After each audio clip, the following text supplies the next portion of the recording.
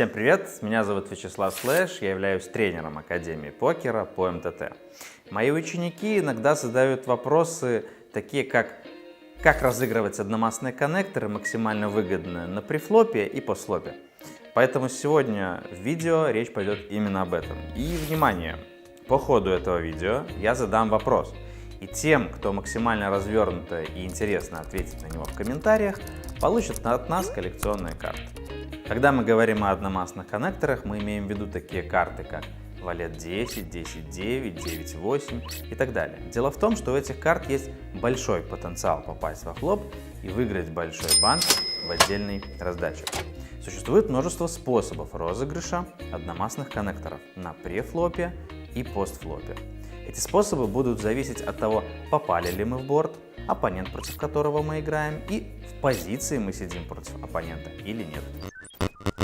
А что если мы скажем, что существует способ узнать свой уровень скилла в покере, при этом потратив максимум 15 минут? Проходи покерный аудит, узнавая, что именно отделяло тебя от побед все это время. Все твои сильные и слабые стороны в одном месте. Подробности в описании. Давайте разберем пример. Вы сидите на большом блайнде, у вас 7-8 одномастные, и оппонент, лузово-агрессивный, кстати, с малого блайнда открывает 3 ББ. Как вы поступили в этой ситуации? К сожалению, большинство игроков без раздумывания нажмет здесь кол. А почему бы не сыграть по-другому? Почему бы не сыграть через 3-бет? Что мы увидим в итоге? Мы можем, во-первых, здесь и сейчас уже выиграть эту раздачу, либо, если мы же все-таки увидим кол от оппонента, мы можем продолжить агрессию на постфлопе и забрать банк, либо же собрать, в принципе, лучшую комбинацию. Первый совет.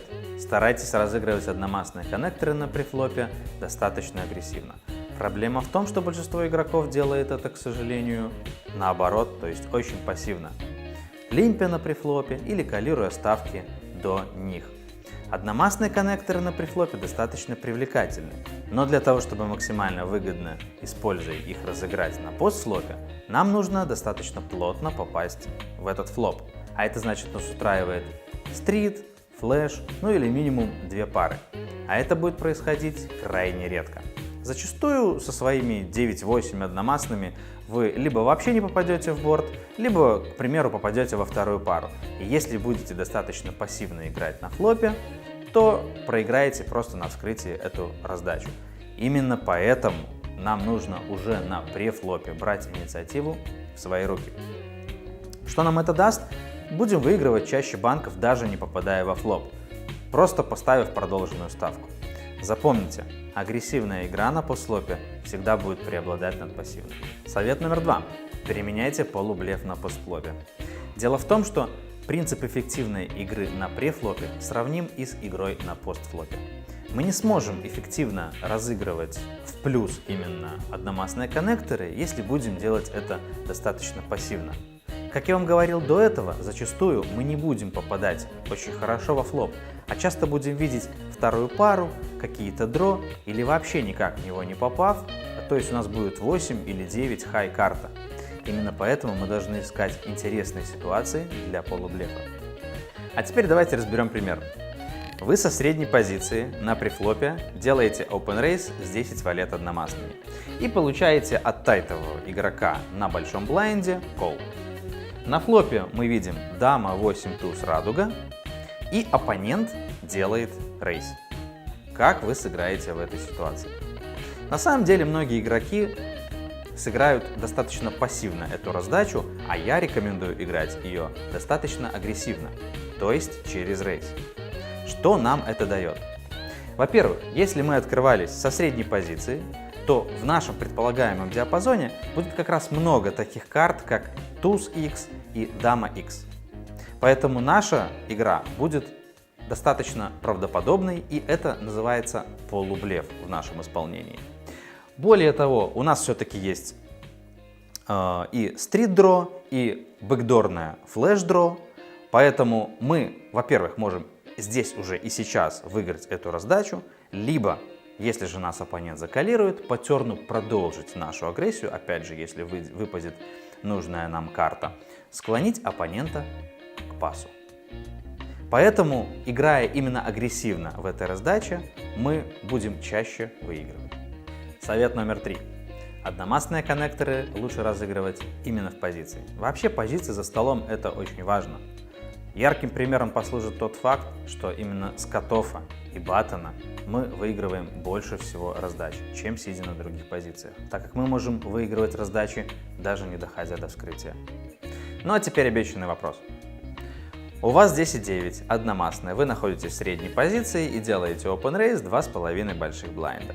Эффективный стек находится на большом блайнде 40 ББ. И получаете кол от малого и большого блайнда соответственно. На флопе мы видим туз 8-7, туз 7 у нас червовые. И что же происходит дальше? Оппонент с малого блайнда делает ставку. И оппонент, сидящий на большом блайнде, идет all-in. Эффективный стек, напоминаю, 40 ББ. Как вы поступите в этой ситуации?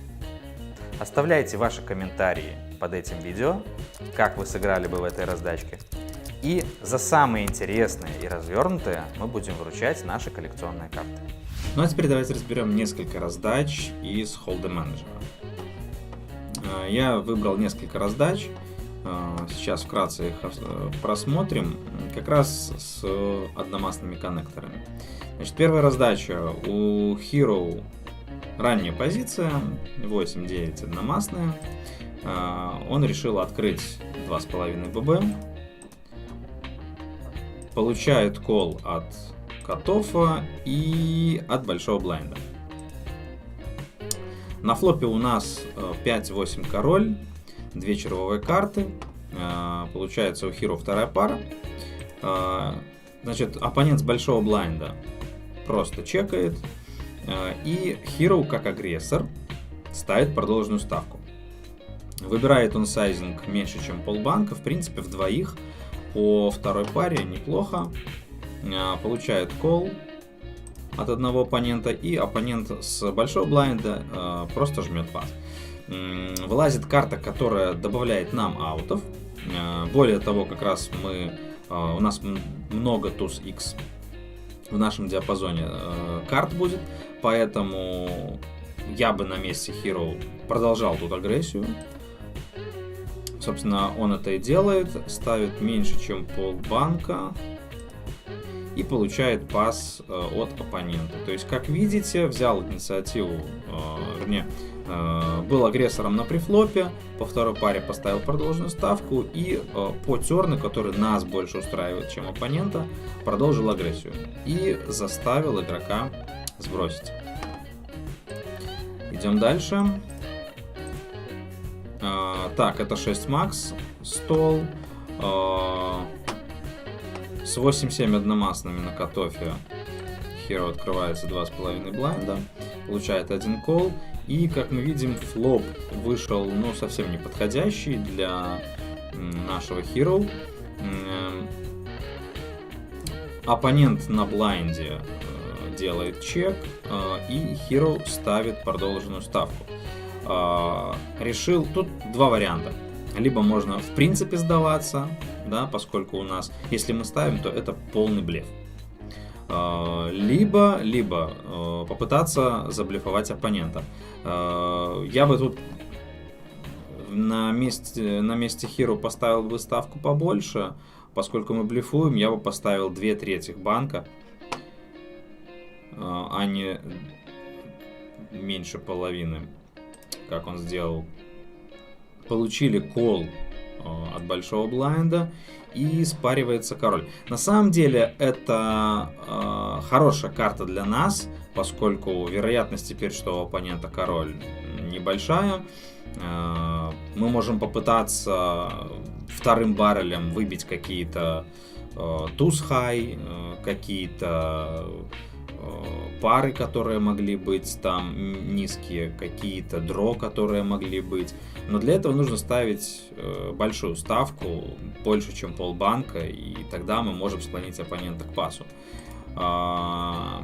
Оппонент с большого блайнда, с блайнда опять чекает, и Hero чекает в ответ. И на самом деле это ошибка, поскольку теперь мы, к сожалению, уже ничего не можем придумывать никакие блефы придумывать по риверу. Да, и чек-чек на... Давайте посмотрим, что было, кстати,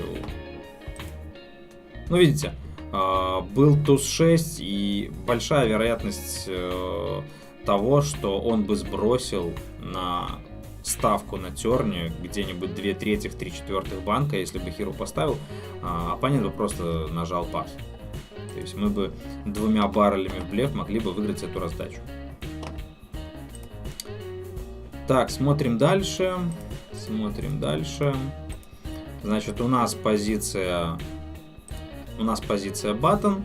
Идет минрейс с ранней позиции. Получает он кол. И у Hero на баттоне 7-8 одномастные. Тут можно, в принципе, сыграть через кол, но, как я вам говорил, одномастные коннекторы, тем более, если был такой минрейс, лучше разыгрывать через... Ну, в данном случае это будет сквиз. Почему лучше это делать? Поскольку если мы сейчас скалируем эту ставку, мы склоняем вот этих вот 2 ребят на блайндах тоже зайти в раздачу. И мы будем играть мультипот аж против 4 игроков. И как я вам до этого говорил, для того, чтобы выиграть нам раздачу в таком мультипоте, нам нужно очень хорошо попасть во флоп. А это значит, нас устраивает минимум 2 пары. Что будет происходить крайне редко. Вот, поэтому в данном случае я бы рекомендовал играть через рейс.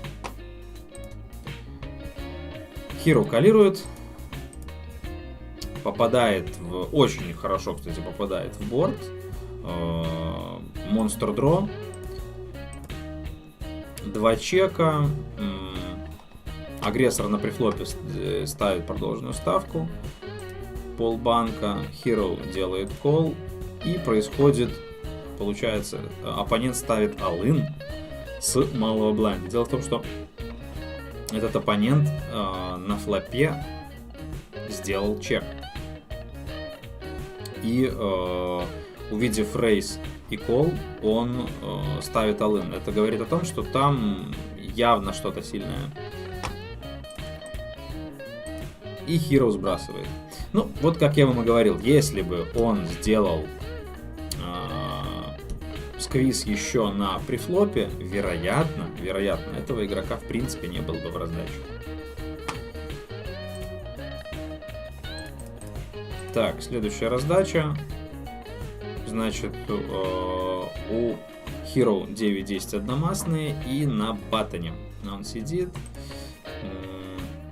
решает своровать блайнды.